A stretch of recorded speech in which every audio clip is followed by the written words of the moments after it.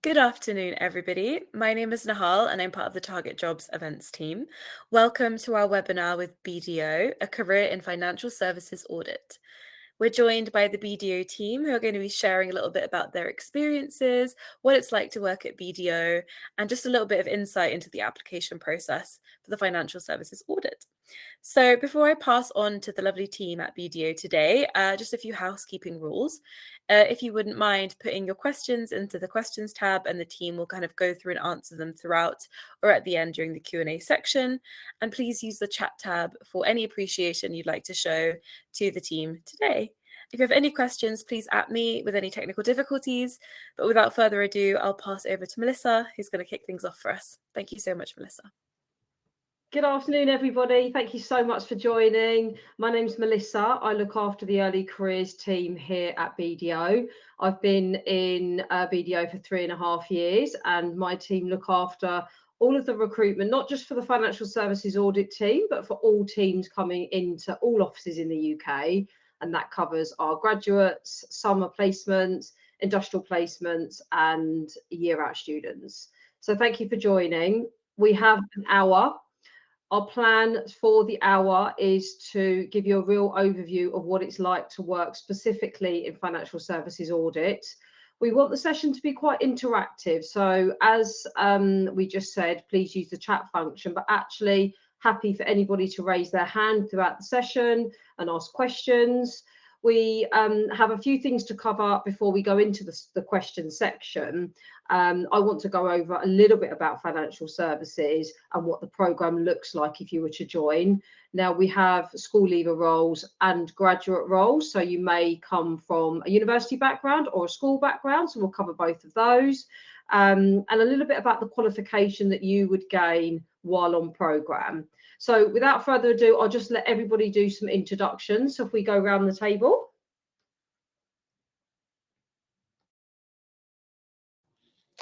Well, I'm happy to start off with the introductions then. My name is Freddie. I joined BDO in September 2023, so I've been here for a little over 2 years now. I joined the banking and alternative finance team within financial services audit. Before that, I was at the University of Exeter, where I studied accounting and finance. Hi everyone, I'll go next. My name is Eleanor. I have been at BDO for just over 1 year now. So I joined last September and I work in the asset management and capital markets subsector within financial services. I joined having just graduated earlier that year from Durham University, where I was studying for a maths degree. Hello, I'm Max. I also joined the same time as Freddie in September 2023. Only difference is I joined on the school leaver program. So I came straight out of A-levels at Cirencester College doing maths, accounting and economics. And I'm in the insurance subsector. Thank you so much. That's really useful. So what I wanted to do is give a brief overview of what financial services audit does. So as we go through the questions a little bit later on, you'll get a bit more of an overview of what these three do on a day-to-day basis. So we've got a good overview. Each of our trainees work in the different subsectors of financial services audit. So if you were interested in applying, you would apply for the general financial services team, and then within the sub-teams, we have different roles. So not to worry too much about that at this stage. The financial services audit team is primarily based in our London office. Like I mentioned, there's 3 different teams, but the kind of primary aim of this team is to deliver high quality audits. Now, we have a variety of different clients that we work with, and I'm sure we'll go through that a little bit later because they do vary in size. We have some very well-known brands that you'll know of, and to the sort of smaller companies and clients that you would not have heard of. So an audit essentially is the process of a professional services firm, so like BDO, reviewing and evaluating a business, so that'd be one of our clients, and their operations. So this concludes in the production of a set of annual financial statements And the role of the auditor is then to provide an opinion on whether that financial statements are true and fair. So again, I think we'll go into that a little bit more detail, but that's kind of an overview of what the team does. So as a graduate, our programme is for 3 years, and as a school leaver, it's 4 years. The ultimate goal is that you work towards becoming qualified. So both programmes have the same end goal of becoming qualified with the ACA qualification. The difference is that obviously when you join the programme from school rather than university, you don't have that degree background. So the programme is an extra year long for you to be able to have extra time to study for those exams. Now, the exams are the same for the school leaver and graduate programme, and you'll work towards becoming qualified with the ACA. I think we've got lots of different examples of how that qualification looks in terms of studying, and we'll go through that a little bit later as well. So essentially, you would become a chartered accountant and you would gain a qualification, which is a member of the Institute of Chartered Accountants of England and Wales. Alongside the qualification, you'll also work towards a level 7 apprenticeship. And that means you're essentially obtaining 2 qualifications. You're not only obtaining the ACA, you're obtaining the apprenticeship qualification as well. So that is essentially 2 qualifications that you would obtain throughout the programme that you're with us. A little bit about the training provider. Our current training provider is BPP, and that is a range of online learning and classroom-based learning. We have lots of training sessions led by experienced tutors. The courses online are flexible, so students can study at their own pace. And lots of study material is available with practice questions. There's lots of support as well available from us as a firm, but also from BPP as a training provider. And you'll have access to lots of tutors that would be there to help and guide you through the 3 or 4 year programme that you're on. So there's no need to worry about the support you would receive. So I'm going to kick off with some of the questions that we have for our trainees. And I think it might be a good idea to start off about why our trainees actually decided to apply to audit, and did they specifically want to apply to FS audit? So perhaps we can go around the room and take it in turns to give us your answers to why you wanted to work in FS. Yeah, sure. Happy to kick off with that one. I originally applied to work in audit specifically for the ACAs. So I'd had a lot of conversations. So I actually applied a year after leaving university. So I essentially had like a gap year after university. And I had a lot of conversations with people who had started their careers, people who were quite, far along with their careers. And lots of those people said that the ACA qualification it really is one of the premier kind of qualifications you can get working in finance specifically. And as someone who kind of wanted to go into the financial services industry as a result of the university degree I did, it just made perfect sense to be joining Financial Services Audit, where I could get my ACAs and also get some hands-on experience working with a range of companies that did stuff that in the future I might like to do as well. Thanks, Freddie. And Max, how about yourself? Coming from a school background, not having gone to university, how did you end up at BDO and what was your journey like? Yeah, so my economics teacher, her husband ended up working at BDO. So he gave me quite a lot of insight into BDO itself, which gave it that little bit of an edge as opposed to applying to the Big Four. I found it was a bit more like family orientated. I know it's a bit cliche, but sometimes the Big Four can be a bit of like a churning machine. And then for FS and audit in particular, FS I just fell into. So I just applied for general audit and just got selected to go into the subsector, which is sort of a bit of a blessing in disguise because I've actually really liked being in insurance. And audit, when I was talking to my accounting teacher, I didn't really know what I wanted to go into, tax advisory, all of those different streams. And they recommended audit just because you get the most variety and exposure to the most technical areas of accounting. So you can almost have a little bit of a cherry pick at each section and then decide afterwards, I want to pursue that particular bit further. That's interesting. Thank you, Max. You're not the first person to say that they didn't specifically apply for FS audit as an example, that you just generally applied to audit and you were quite flexible in which team you went into. How about you, Eleanor? So when I'm thinking back to what made BDO stand out when I was looking at different jobs at the final year of uni, I think for me, I knew that BDO was going to be a good size firm to go into, having worked at maybe smaller firms before when I'd done a bit of experience sort of in the holidays of uni. I wanted to be somewhere where there would be lots of other grads joining at the same time who would be studying with me and at college together. And I think I knew that BDO would be a good size firm to do that. And I think the main reason I applied for FS audit was because of doing a maths degree. I had a few different modules I'd done that were slightly finance related.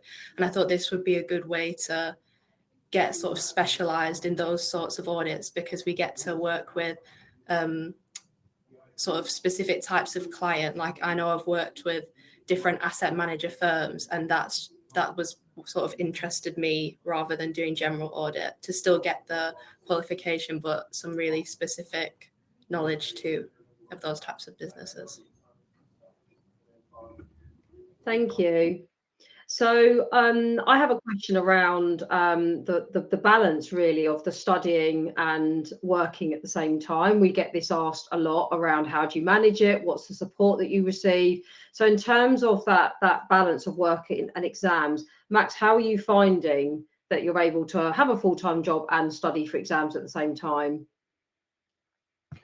It's definitely a jump from coming straight out of college. So I found it's a lot more independent. So you've got to be quite self-motivated to do it. But I found it's more of sprints rather than like a marathon. So whereas like school and uni, you're like working towards like your dissertation or sort of your coursework throughout the year, it's more of a like you learn the content a month before the exam, and just for that one short month you do quite intense revision, and then once that's over you're back to just a normal 9 to 5. So I find the work-life balance, when you look at it across the whole year, it is actually quite nice. But there'll just be that like 1 month, maybe like every quarter, where it's just sort of head down revising. And how about you, Freddie? In terms of coming from university where you're used to studying for 3 years, what's that shift been like? I mean, I completely agree with Max on that one. It is a step up, especially in your first year with the kind of first set of certificates where you have a day job, but at the same time you've got to study towards these exams. What I would say is BDO is very understanding. You've got to remember that everyone who you work with on the job has done the qualifications as well, so they know full well the amount of effort it requires, and so they're very flexible in terms of allocating you work and stuff, so giving you that kind of time to get your studying done. Yeah. Eleanor, how have you found it? I think the key thing for me was that we get the separate time blocked out for when we get to study. So you don't necessarily have to be coming in the office and doing all of your work in the evenings. You get dedicated time in college with the tutors or online classes, and they're really helpful when you're working towards the exams. Like Max said, it's in little blocks and you're only doing a few at one time. So it is manageable. And I actually preferred it compared to at uni where you're working all year for these big, really high pressure exams at the end. It's more just you're making progress as you go, ticking them off. It is definitely manageable. And the study leave that you have for your exams, what does that look like? So I know that there's study leave available for each exam that you sit. Yeah, it can be different. Some of them we have in-person classes at BPP college centres around London. Other types of study leave we have, sometimes we're just at home and we can work through materials that have been sent to us in our own time. And also we have live online calls for some of the exams where you still have access to BPP tutor, and they can be running you through sort of the key parts of that syllabus that need someone to talk you through it, whilst the other parts you can work on yourself in your own time. So it's really a mix. Brilliant. So one thing that I think everybody's probably really keen to ask is around the day-to-day life. So we'll go to you, Max. You're working specifically in the insurance team or sub-team within Financial Services Audit. Can you give us a bit of an overview of what a day in the life looks like for you? Yeah, so now that I'm going into my third year, but 2 years of experience, there's becoming a lot more responsibility of helping out the more junior staff and also sort of prepping their work. So there's a lot of looking at the population of the FSAs. So these are like expenses. So that will be one line in the financial statements, and you'll get a list of all the expenses that make up that total balance. And we'll select a sample. So we'll use some calculators to figure out exactly what we need. And then you potentially pick the samples, explain what the test is to the junior member of staff, and you'll assist them and help coach them into how to do the ticking. So agreeing that to invoice, agreeing it to the bank. And it's sort of that coaching, it goes both ways. So I'll now be working on a bit more technical areas. So in insurance, there's claims and premiums. So premiums, the revenue. So I'll have more senior members explaining to me how to test the premiums, and it's sort of that constant cycle going down. Thank you so much. And Eleanor, you're in the asset management and capital markets. So how does that look like for you in a day in the life?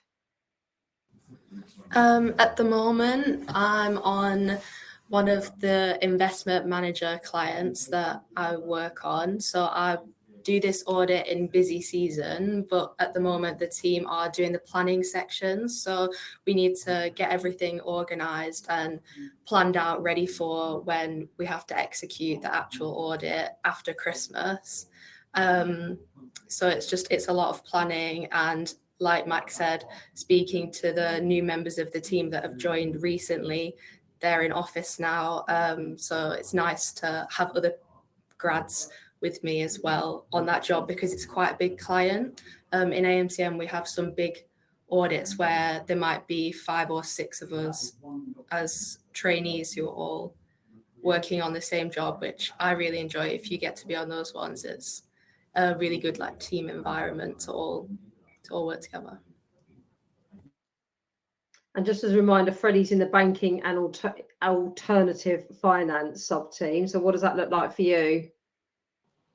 I mean, to start with, generally speaking, it's very cliche, but every week is very different. And kind of touching on something Eleanor said about the stage of the audit that she's on, the scope of your work depends largely on which area of which stage of the audit you're in. Similar to Eleanor, I'm working on my job. I'm in planning at the moment on a bank that is based up in Wales. Interestingly, they're introducing a load of new revenue streams, and so right now there's lots of meetings with the client, trying to understand how this fits into their business model, how it works, the different controls they have in place surrounding this.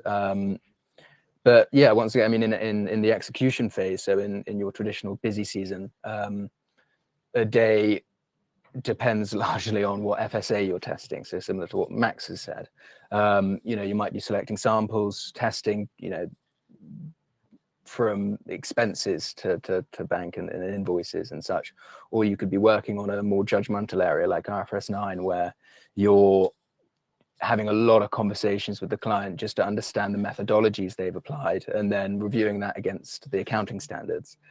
Nothing is ever the same, and that's another thing I do really like about the job, is that truly no day is the same. You're doing something new the entire time. And that falls in nicely with some of the questions that we've got coming in on the chat. Somebody's asked about the hybrid working. So around about how many days in the office. We mentioned about, you know, coming in as much as you can to learn, but what does it look like for you, the three of you? How many days are you coming into the office? Is it different every week? Is it different every month?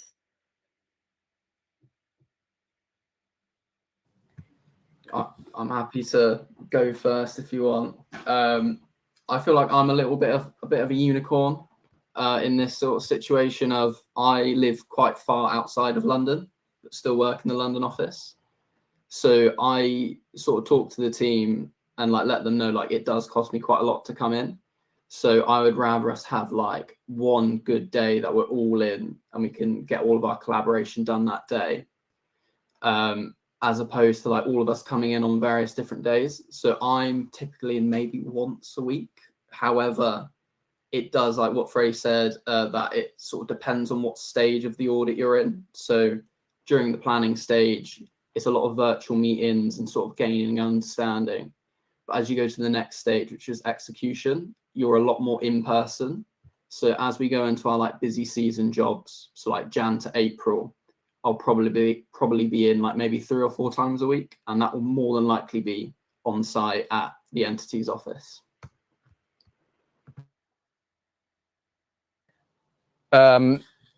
Dissimilar to Max, I do live in London, so it's quite team dependent. Some teams, I think generally speaking, in banking, people try to be in 3 days a week, 2 to 3 days a week in the planning stage. I like working in the office. I like being around everyone, and I just find it a lot more straightforward when it comes to asking questions. So at the moment I'm in around 4 days a week. During busy season, when it gets very busy, I will be in 5 days a week. But that isn't a necessity at all. I think generally BDO's like guidance in my subsector specifically is 3 days a week. But once again, very team dependent. It's very flexible. I think it's really team dependent, like both Freddie and Max have said. I'm in 3 days a week at the moment doing planning because the rest of the juniors on my team like to come in because they live nearby. So we prefer to come in like on set days. If we say at the start of the week, these are the days we'll be in, that's what we usually stick to. But in busy season, I think it does help a lot to come in when you can. We did about 4 days a week, maybe 5 days when it was really sort of peak time. But most of the time, you don't need to be coming in on a Friday. Definitely not like during planning and things. There wouldn't be an expectation for that in my team anyway. And what's it like having access to partners? Do you have access to partners? Are they there to support? Are they there to talk to? Obviously, we have a number of partners in the firm, but how do they kind of interact with the trainees?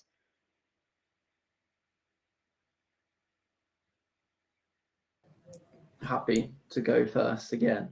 I do feel like because of our like hot desking, so you can sit anywhere, but we have like little zones. So like there's like unofficial bath areas and insurance areas on our floor. And that means you end up sitting next to a partner a lot of the time. So you can always ask them a question. So in terms of like the readiness of being able to get to them, it's quite easy. However, I would say being in person is definitely a lot easier to talk to a partner and get their attention rather than like sending them a Teams message. So there is that pro of like, if you're in the office a lot, you'll be able to engage with them a lot more. I mean, I agree. The partners are pretty much always in the office. So if you're there, you will more likely than not be sitting, within a few meters of one of them. And if it's someone on your job, then they will always be happy to talk to you, providing they're not in a meeting. And yeah, very friendly, very approachable. Yeah, I would say the access is very good in this sector. Yeah, I can just echo what the both of you have said. I mean, I think I've met the partners on all of the audits I've worked on so far this year. And when we've had meals and celebrations after we finished and signed the audit, the partners have always been there, and they're very keen to chat and get to know the team that they've been working with the whole time. They've been very friendly, and I think we even met them almost on the first week. We had an event straight away where they all came down to say hi to all the new joiners. So yeah. And Eleanor, what's the social side like? So you touched on having kind of an end of celebration, but what's the social side like of the team? Is there events that happen, or? Yeah, teams can organise socials to celebrate when we've signed an audit. Both of the big jobs I've been on, we went out for meal afterwards and drinks and things, and we like to do socials as we go along as well. I've got one on Thursday actually for the team that I'm on at the moment for planning, to get back into it because everyone's now back on this booking sort of thing. And there's other things as well with grads. You can do socials with the other people who are in your intake who might have joined at the same time. I know that I've been to some netball socials. I've joined the BDO netball team, so that's been great as well to meet people in different areas of the firm, people in different streams, even in tax and things. There are definitely opportunities to meet other people if you want to. Freddie, many socials in your area? Yeah, so within the BAF sector specifically, there's like a social kind of committee who will organize, I would say, bi-monthly social, so once every 2 months, and that can vary from going out for drinks, going to play mini golf, darts, the very classic socials. But then on a smaller scale, I think pretty much every Thursday evening, everyone will leave the office and go for drinks or a meal or whatnot. And then more broadly speaking, the entirety of FS. So we have the FS Christmas party. So that's the entire floor in 2 weeks' time. And we had one for the summer party as well. So yeah, lots of socials. I think also as well, there's like, you sort of touched on it with the like netball. So there's all the like enrichments as well. So you've got like one thing that's done quite well is like something called BDO Velo, which is the like cycling community. So that's been going on at BDO for about 10 years now. So they go out on some like team rides together. So sometimes you can even get some time off work on a Friday to just go cycle in the morning with some external parties as well as internal. And yeah, you'll get to know quite a lot of people in different sectors, tax, advisory and audit all together. So it's quite a good way of sort of networking across the firm. So it's interesting to say just about how you've met other people in different teams, because part of our onboarding is everybody joins on the same day and has an induction, and that's where you get to meet other trainees in other teams, locations, streams. So actually you can find that you'll have real strong connections with other trainees that might be in a completely different office and a completely different team. So it's not just you're part of that small cohort in financial services audit, you're actually part of a wider cohort. We recruit around about 500 graduates and school leavers a year, and that is across all of our locations in the UK. So you get a real kind of sense of that networking and part of that cohort when you join. For next year, our start date is Monday, the 21st of September. And like I say, everybody starts on the same day on a firm-wide induction. So it's a nice place to kind of start and kick off your career and learn a little bit about BDO and how things work. We've got a few questions in the chat that I'm going to go to.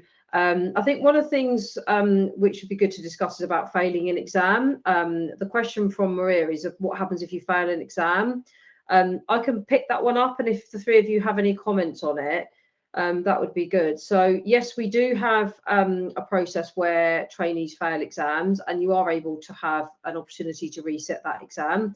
There's lots of support from your people manager and for our training provider, because ultimately the goal is that we want you to pass exams and be successful. So you do get the opportunity to pass on a second attempt, and hopefully that support is in place for you to be able to achieve that exam, to be able to go on to the next stage.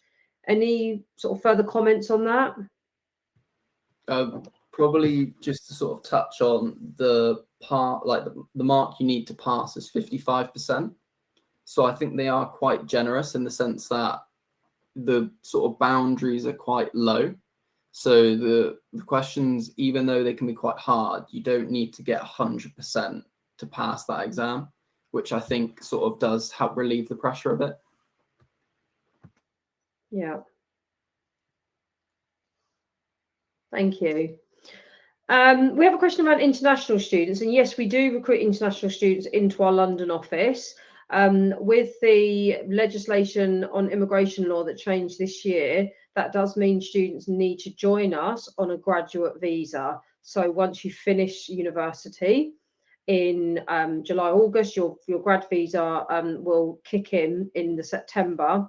And once you've finished your graduate visa, BDO will actually apply for a skilled worker visa for you.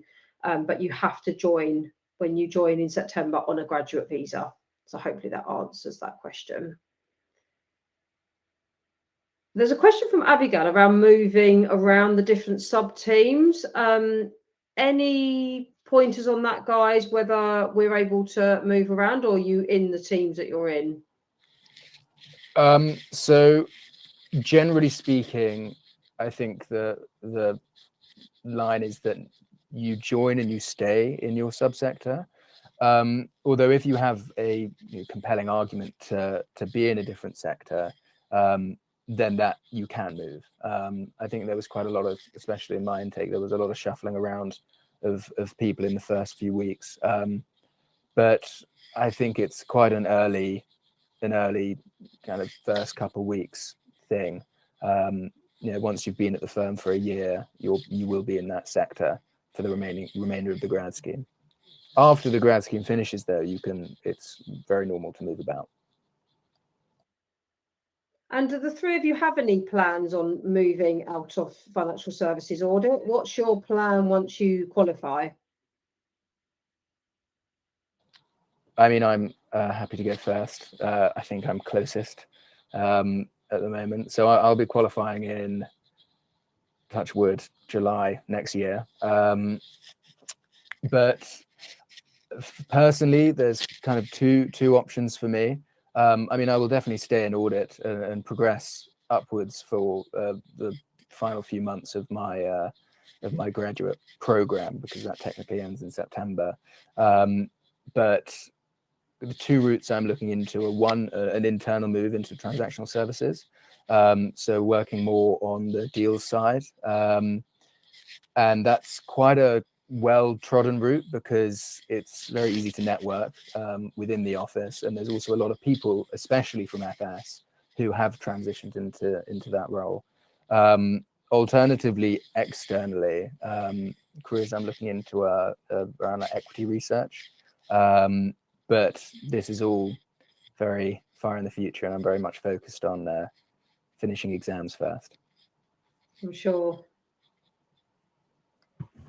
I'd say sort of pretty similar, really, of that, like, linking back to what Freddie said initially of like the ACA is quite widely regarded. So you've almost got that, like, the world's your oyster of if you were to go external.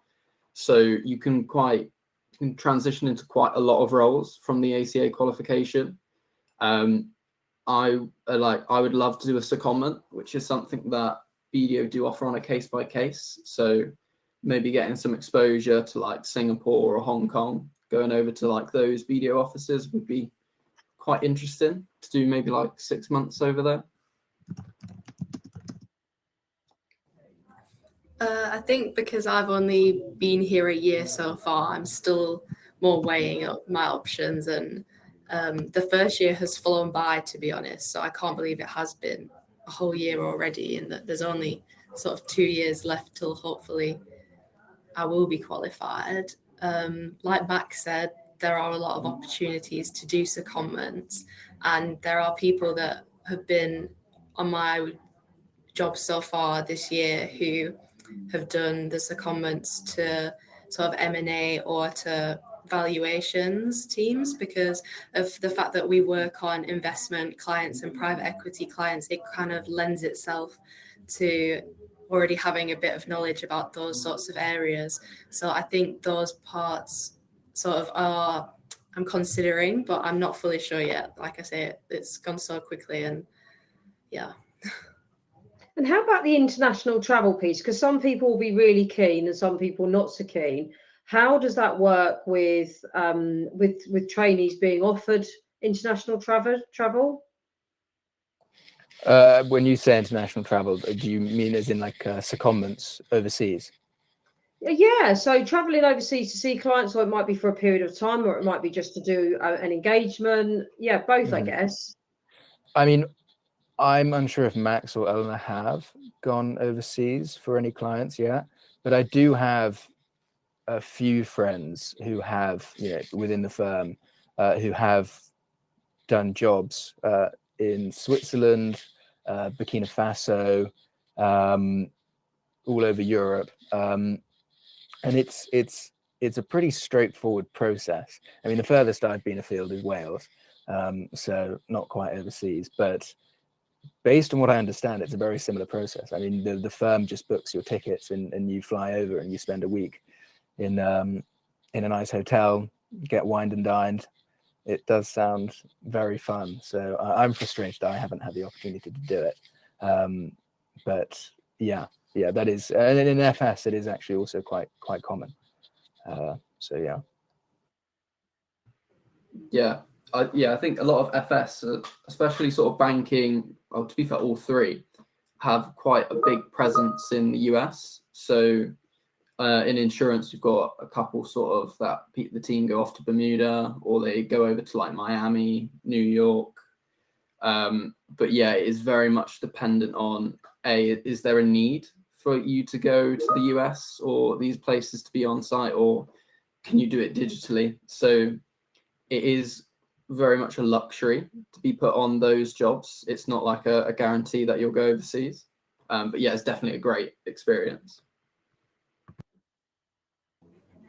I think that there are some big ones in asset management. I know that a few of the grads have been to Brunei, and I'm quite jealous of them. When they tell me about it, it does sound really quite fun. But I've been on mainly investment fund clients, and they're based in London. So that if we go on client site, it's more a case of a few days a week going to the offices and meeting them rather than being able to fly abroad at the moment. But who knows, maybe I'll be on the Brunei job next year. So I have a question around one of the main challenges do you think you have in your roles kind of day to day?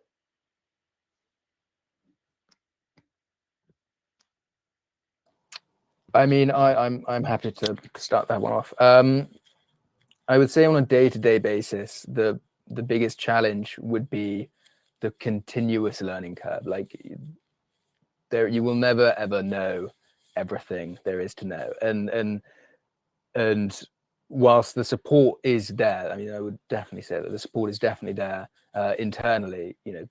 Everyone is always happy to answer questions, at least on every job I've worked on, and that applies both to the clients and internally within the wider team.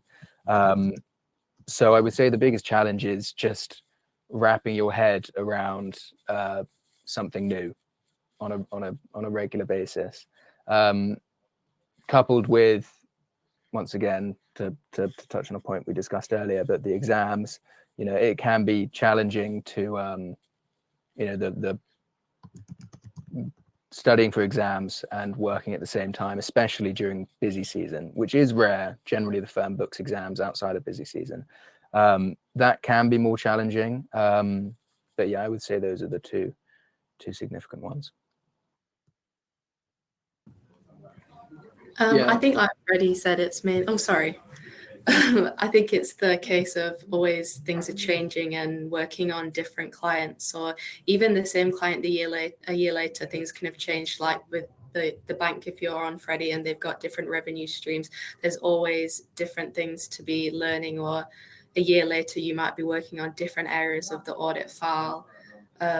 So it's just a case of always being ready to come in every week and thinking, right, I'm doing something new again this week. But I think that was one of the reasons why audit appealed at the start, was being able to work on different companies, seeing different sets of accounts rather than the same accounts every month if I was working for like a specific company in practice. I think it keeps it changing and keeps it interesting. Yeah, I would agree with both. And there's the part of audit of you want to do high quality work. So even if you're looking at the same section, you could have had a better understanding from prior year now, so you can make the workbook even better. So even if you did have the exact same workbook as prior year, there's still always bits that you can change and make better. So yeah, there's always something new that you can do. In terms of progression routes, so there's the 4-year program for school leaver and 3-year programs for graduates.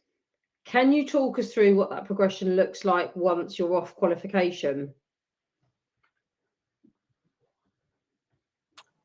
So when with the grad scheme, so when you finish exams, you become exam qualified, and that is I believe you become a senior is the term. So that comes with a pay bump as well. And then when you actually finish the grad scheme, you then will be promoted again. And from what I understand, there's those 2 promotions are in quite rapid succession. Following that, you'll become an assistant manager. And there's 2 grades of assistant manager, both of which it is just dependent on performance. So there is no set, time frame per se. I think it's a combination of company performance as a whole, and their ability to promote people, coupled with the individual's performance. But in the last couple of months, there's been quite a significant number of senior kind of promotions. I've seen, I think, 3 managers on my job that I'm working on at the moment went from manager to senior manager. So it's now a very top-heavy team. But yeah, I don't know if Max and Eleanor have anything to add to that. To be fair, it's sort of the same. Like, only difference really with school leavers is it takes 18 months to catch up to the grad scheme. So your first year, you're as a school leaver, and then 6 months of the new intake joining, you'll then catch up to the grads. And from that point onwards, it's the exact same, identical as what the grads are doing. And in terms of... Oh, sorry, go on, Eleanor. I was just going to say, I think you guys have basically covered it. It seems to be a lot more down to the individual once you get past the grad scheme, and the structure of that is a case of the jobs that you're on and the performance. And yeah, it seems to be, you can sort of forge your own path at that point. A question we get asked a lot as well is around the culture, and that's really difficult to show what the culture is like in a job advert or when we're advertising for roles. So what would you say the BDO culture is like? Because lots of people that apply also apply to the Big Four, and we kind of, I guess, want to kind of confirm what our culture is like, because it's something that we're asked often. So yeah, I'm happy to kick this one off. From conversations I've had with a lot of people working in other firms and larger firms, not naming names, but the BDO culture is markedly better. I would definitely say you feel integral to every job you work on, and I think that's by virtue of having generally smaller teams than you would have in other companies. On top of that, and something I think really stands out between me and peers working in not just the accounting industry but other roles in general, is you join with a bunch of other grads. So within FS alone, I think there were like 30 grads in my intake who joined. And it's very similar to, you know, you're all in it together. You become very, very close. You spend a lot of time with these people, and they become, you know, very good friends of yours. And that in on itself, you know, I spend a lot of time in the office, and I enjoy coming in because of the people and the environment that it is here. So I think that kind of speaks for itself. And we have a very nice London office as well.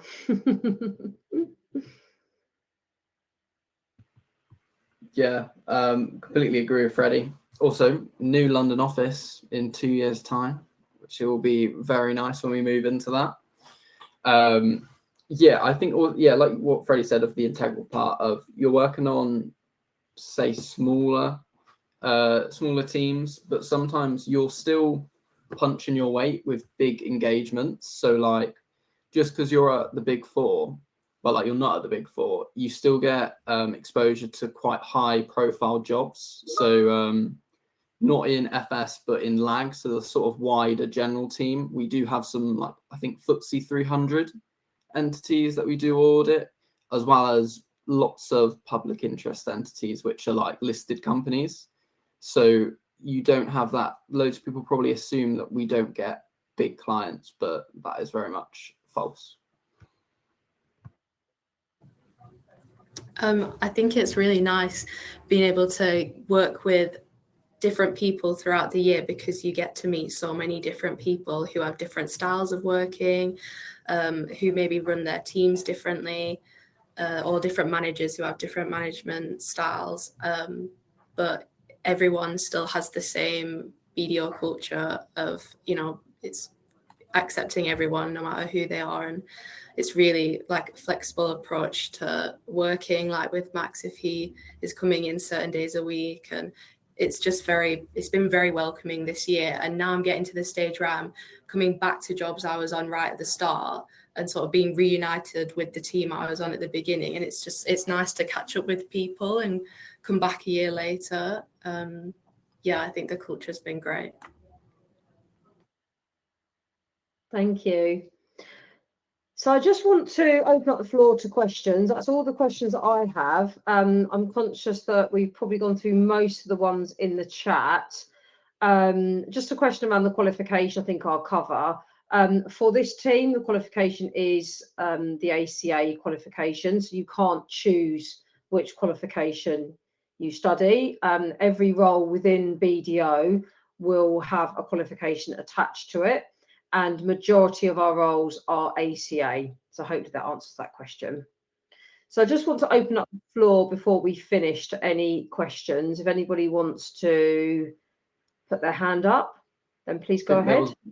There was one from Abigail earlier about, do we need to have a background in finance? And although all three of us have had sort of quite similar sort of experiences with like uni and college, you don't need to have any background at all in accounting, finance, or maths. So people have joined in our intake with geography degrees, or like if they came from the school leaver, they've done like English, geography, and history.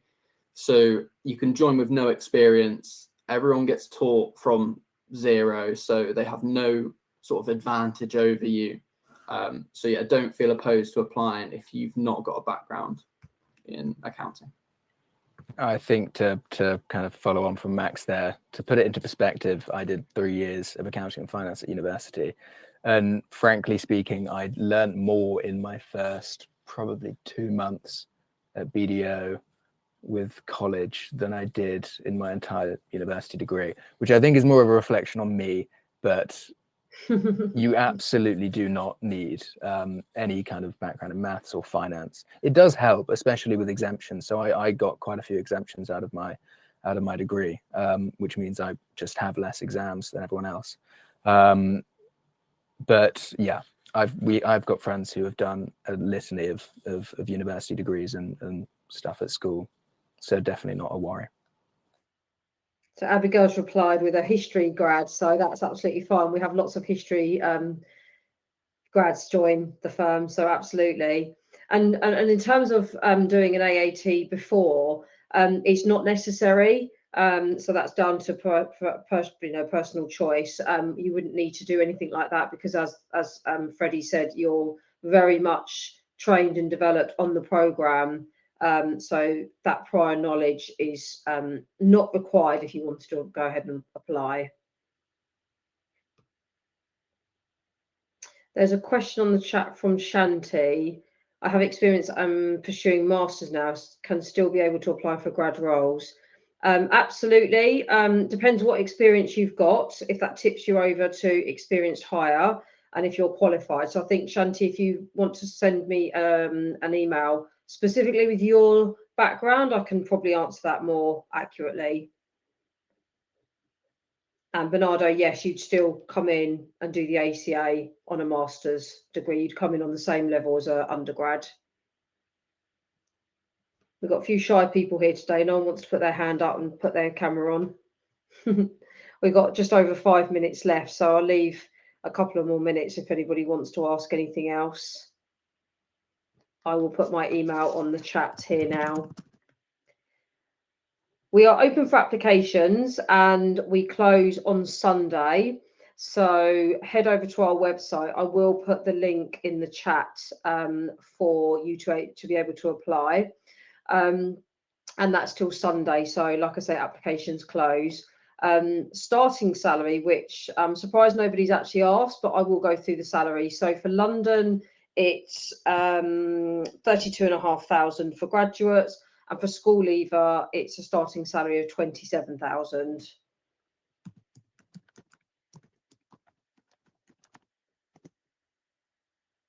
Just popped my email in the chat there. But please do free to connect with us on LinkedIn as well. We'll be happy to answer any questions that you might have on LinkedIn. Any other questions from anybody? Anybody want to be brave enough and put their hand up? We don't bite. So we might have had a couple of late joiners because we've got some questions about internationals, which we've already answered. Yes, we do. We do take international students and you have to come into London only, but you would join on a graduate visa and we would convert you to a skilled worker visa once your graduate visa expires. But you do need to have 14 months on your graduate visa. So if you graduate next year, that's absolutely fine. If you've graduated already, just make sure you've got 14 months left on your visa before you make an application.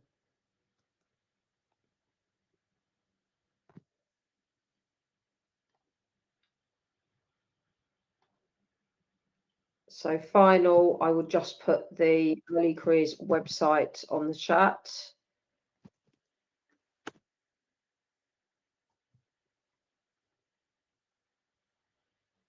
Lovely. Any finishing notes from Max, Freddie or Eleanor?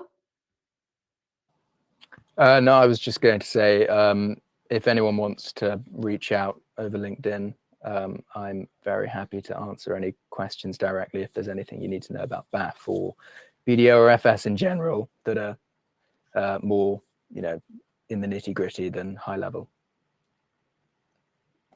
Yeah, likewise as well. I think one sort of thing of if people are thinking about what office to apply to around the UK, the London office is where you're most likely to specialise in a certain area, where the regional offices, you do a bit more general work.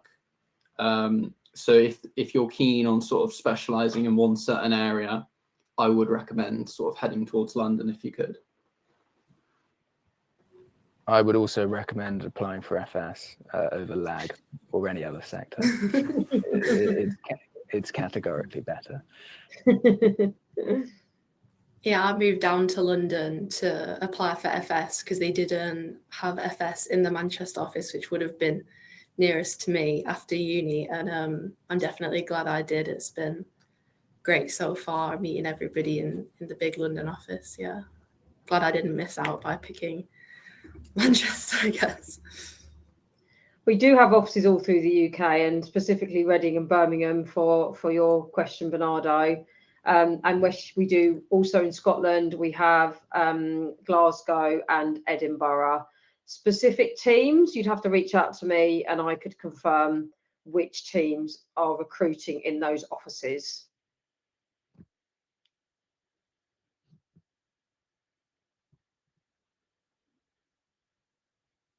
Thank you so much for your time, everyone. We'll come to a close. I wish you all the best of luck if you do decide to apply. And thanks so much for your time.